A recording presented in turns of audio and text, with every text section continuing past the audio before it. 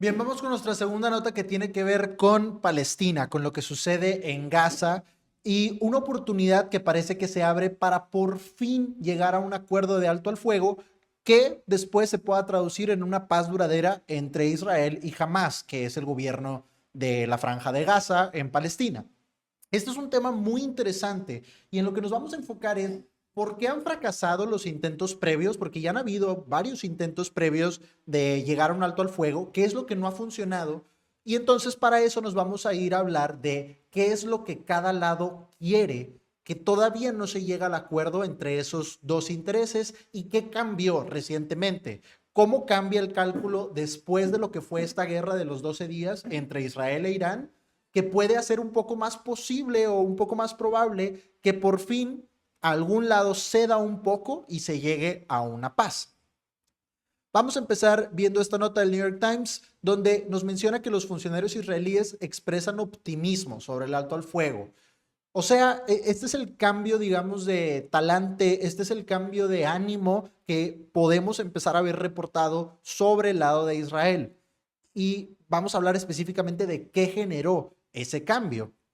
Pero bueno, aquí en la nota podemos ver que se habla de un nuevo acuerdo. Obviamente la principal presión la está haciendo Donald Trump, que ya quiere que se acabe este problema para poder colgarse una medalla política en su país. Recordemos que una de las obsesiones personales de Donald Trump es ganar un premio Nobel de la Paz. Entonces, pues sí, quiere resolver este problema entre los dos para tratar de verse como un contendiente a ese premio.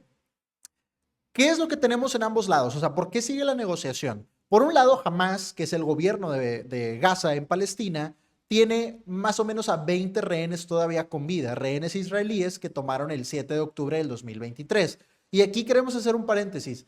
Que yo diga esto no quiere decir que yo esté a favor de nadie en este conflicto. Cualquier persona que está a favor de un bando que está cometiendo actos contra civiles, y los dos lo están haciendo, pues claramente tiene una visión muy frívola y muy caricaturesca de lo que pasa en el mundo. Obviamente tenemos opiniones personales, pero eso no tiene nada que ver con los hechos. Entonces, no estamos a favor de ninguno, créanme. Estamos a favor de los civiles de Gaza. Esas son las personas de las que estamos a favor. Entonces, vamos a tratar de analizar esto como dos agentes racionales en un conflicto entre estados o cuasi estados, ¿no? Que son Hamas y el gobierno de Israel. Entonces ya cerramos ese paréntesis, perdón. Pero es que siempre pasa esto, siempre que nosotros estamos diciendo simplemente algo que pasó, la gente nos dice, ah, entonces estás a favor. No, no, no, fíjate que no estoy a favor, no necesito, para empezar, no necesito estar a favor de un conflicto que está al otro lado del mundo. Para seguir, pues no estamos haciendo estos videos para dar mi opinión, lo que me salga de cada tema.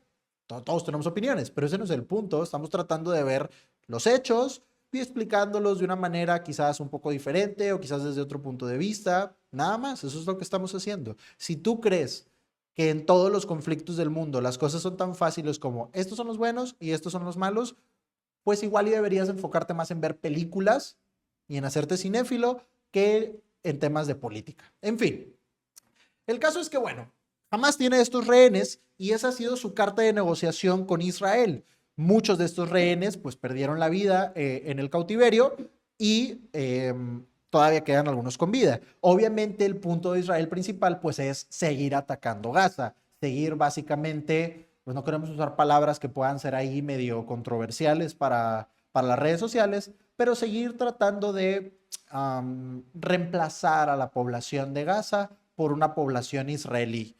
O sea, pues que se acaben los gazatíes, ¿no? Esa ha sido básicamente la política de Israel y esto es lo que siguen haciendo, que obviamente es el punto que jamás quiere resolver. Israel quiere recuperar a sus rehenes, jamás quiere que dejen de erradicar a la población de Gaza. Esos son los dos puntos aquí. Y el punto que ha trabado las negociaciones es específicamente qué va a seguir después de un alto al fuego. Fíjense cómo vemos aquí, Israel informó a Estados Unidos el martes que había aceptado las condiciones para finalizar un alto al fuego de 60 días con Hamas. Este punto no es nuevo. Estos altos al fuego ya se han alcanzado antes, al inicio de este año hubo uno y no es algo que Israel esté en contra realmente y obviamente jamás tampoco. El punto clave y el punto donde las negociaciones se han roto es qué sigue tras ese alto al fuego. El último esfuerzo va más allá de una propuesta anterior en mayo al ofrecer garantías más amplias de que los mediadores, incluido Estados Unidos, asegurarían que las conversaciones continuarán durante la tregua de 2 meses. Aquí está la clave, hasta que ambas partes acordaran poner fin a la guerra. Este es el punto donde aún no se llega a un acuerdo y parece que ahora estamos más cerca de ello.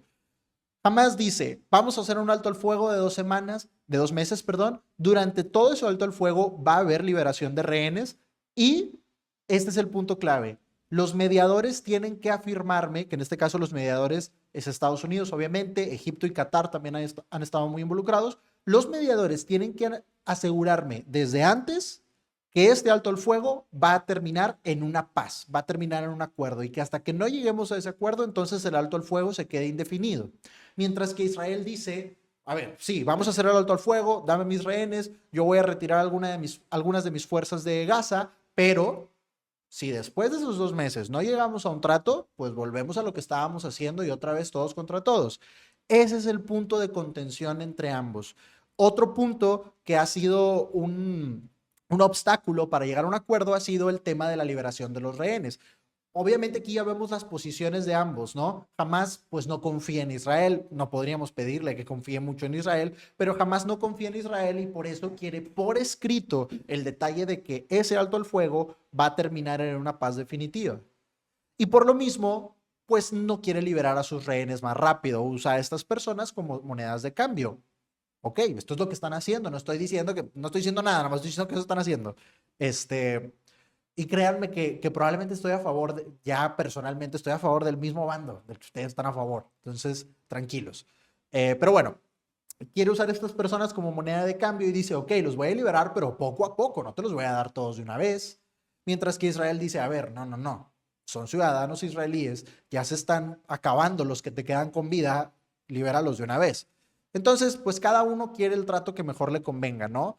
Wow, qué sorprendente. Y esto es lo que decimos, no son buenos y malos en una película, son agentes racionales compitiendo en un conflicto, en este caso militar, ¿no? Y político, obviamente también. Eso es lo que estamos viendo aquí. Entonces, bueno, ya se había dado una propuesta, se había llegado a un alto al fuego sin las garantías que jamás buscaba y terminó rompiéndose en mayo. Aquí vemos, los líderes de Hamas afirman que liberarán a los rehenes restantes, solo si Israel pone fin a la guerra en Gaza. Mientras que Netanyahu declara que está dispuesto a un alto al fuego, pero temporal. Como ya vimos, ese es el punto clave. Temporal, pero que no pondrá fin a la guerra a menos que jamás ponga fin a su dominio en Gaza. Este es, digamos, el outcome, este es el resultado que Israel quiere ver, que jamás no tenga poder en Gaza. Jamás, hay que recordar, era un partido político en Gaza que llega al poder y luego se perpetúa en el poder y empieza a hacer estos ataques a Israel. Hay cuestiones muy, muy turbias que pudiéramos hablar ahí de si estuvieron apoyados por Netanyahu o no, si las cosas que hacen a veces son para favorecer a Israel, etcétera. Esas son cosas muy turbias que pudiéramos hablar en otra ocasión, pero aquí, bueno, lo que quiere Israel es tú jamás como cuerpo político no puedes seguir gobernando en Palestina, obviamente. Ese es el punto que Israel quiere. Y parece que jamás está más o menos de acuerdo con exiliarse, pero con una condición. Vamos a ver si está por aquí. No sé si estaba aquí o en este otro artículo.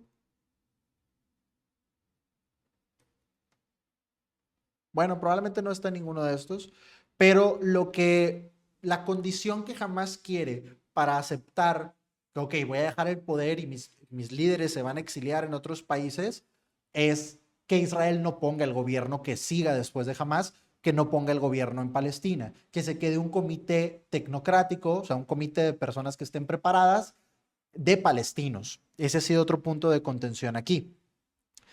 Entonces, bueno, vamos a tratar de terminar con este contexto antes de pasar a lo más interesante, que es el papel de Netanyahu y lo que pasó en Israel. Tenemos básicamente lo mismo. Trump afirma que Israel aceptó las condiciones de la propuesta de alto el fuego en Gaza. Y bueno, Netanyahu va a estar la próxima semana en Estados Unidos para reunirse con Trump. Trump ya declaró, tenemos este tweet o truth en la red social de Donald Trump, Truth Social, donde nos habla de que esperan una propuesta para la paz esta semana. Entonces, también, bueno, como fiel a su estilo, amenaza un poquito a Hamas, porque la situación no va a mejorar, sino que va a empeorar. Y tiene esta nueva costumbre Donald Trump de que hablando de temas muy importantes como la guerra en Irán o ahora lo que está pasando en Gaza, termina sus tweets diciendo gracias por su atención. Ok, no sé de dónde sacó eso, esa costumbre de boomer. Digo, al final de cuentas el señor ya está grande, ¿no? Pero ahora tiene esta nueva costumbre. Ok, bueno, entonces aquí vemos que Donald Trump está haciendo presión porque por fin se logra este trato. En otra ocasión ya había dicho que necesita que quede más o menos la semana que entra, como si fueran encargos que le da a los líderes del resto del mundo. Pero puede ser que en este caso sí se cumpla la paz y por fin pueda estar tranquila la gente de Israel. ¿Por qué? Porque hemos visto un cambio de actitud en Netanyahu. Fíjense en esta declaración que da ante el Shin Bet, que es una agencia de inteligencia de Israel. Esto es después de lo que pasó en Irán. Dice, bueno, gracias a ustedes, eh, eh, evitamos cientos de ataques, rescatamos rehenes y abrimos la puerta a oportunidades históricas. ¿Cuáles son esas oportunidades históricas? Hemos visto reportado que Netanyahu a su misma gente, a su mismo círculo interno, le ha dicho que pudiera ser ahora sí que se alcanzara esta paz. Y aquí tenemos que entender por qué pudiera ser esto. ¿Por qué Netanyahu, a pesar de que está perdiendo mucho capital político, por qué Netanyahu no puede soltar el tema de Gaza? Por muchas razones, ¿no? Por algunas muy obvias y por algunas más turbias. Pero una de las más fáciles de analizar es el tema de la popularidad de Netanyahu. Netanyahu, a final de cuentas, si quiere mantenerse en el poder, se tendría que reelegir a la larga, que sería en un año o en 2 años que volvieran a hacer las elecciones en Israel. Entonces se tiene que reelegir, su gente lo tiene que querer. Y el tema de Gaza no es un tema que sea muy popular para los israelíes. La mayoría de los israelíes no está a favor de lo que está haciendo su gobierno en Gaza. Entonces, Netanyahu poco a poco fue perdiendo popularidad. Vamos a ver aquí esta tabla donde vemos la popularidad de Netanyahu pues en picada. Esto es 2023, cuando inicia el conflicto, esta parte del conflicto en Gaza. También sabemos que el conflicto lleva muchos años, pero bueno, esta parte del conflicto en Gaza empieza en 2023 y vemos cómo ha ido hacia abajo su popularidad. Empieza a repuntar un poquito cuando se introduce el tema de Irán. Y eso lo deja mejor parado hoy que nunca antes. Si se fijan, desde que inicia esto, hoy está en su mejor posición. Básicamente vuelve a los niveles que estaba Netanyahu antes de que empezara el conflicto en Gaza, esta parte del conflicto en Gaza. Entonces, estas son estas oportunidades históricas a las que se refiere, que ahora, porque la gente de Israel lo ve bien, ven como una victoria lo que se obtuvo en Irán, Netanyahu pueda decir, ok, ahora sí puedo parar el conflicto en Gaza, puedo acceder a algún tipo de trato sin que eso me cueste mi puesto, básicamente. Recordando además que Netanyahu tiene muchísimas demandas en su contra, demandas en Israel, demandas internacionales. Entonces Netanyahu no tiene esto tan fácil como decir, bueno, me quedo en el poder o me voy a mi casa. No, parte del cálculo político para él es, me quedo en el poder o me voy a la cárcel. Esto hace que se tenga que aferrar muchísimo más fuertemente al poder, porque las cosas pues sí pudieran salir muy mal para él. Si es justo o no es justo, pues no sabemos, pero ya cada quien tendrá su opinión sobre si es justo o no es justo. En fin, el caso es que esta nueva popularidad que le da el conflicto en Irán pudiera ser algo que le hiciera el cálculo más fácil de decir, ok, ahora sí, ya puedo ponerle un fin a lo que está pasando en Gaza. Y bueno, pues tenemos estas mismas notas hablando básicamente de lo mismo. Va a estar en Estados Unidos, se espera que esta visita a Estados Unidos por parte de Netanyahu sea para avanzar y finalizar, en el mejor de los casos, por fin la paz para los civiles de Gaza. Se va a reunir con el vicepresidente J.D. Vance, con el secretario de Defensa Pete Hegseth, con el enviado especial que es Steve Witkoff, ok, aquí tenemos más declaraciones de Trump en mayúsculas, lleguen a un acuerdo en Gaza, de nuevo con esta costumbre tan extraña de decir ya, háganlo, como si fuera un encargo simplemente, pero bueno, esto es lo que estamos viendo aquí.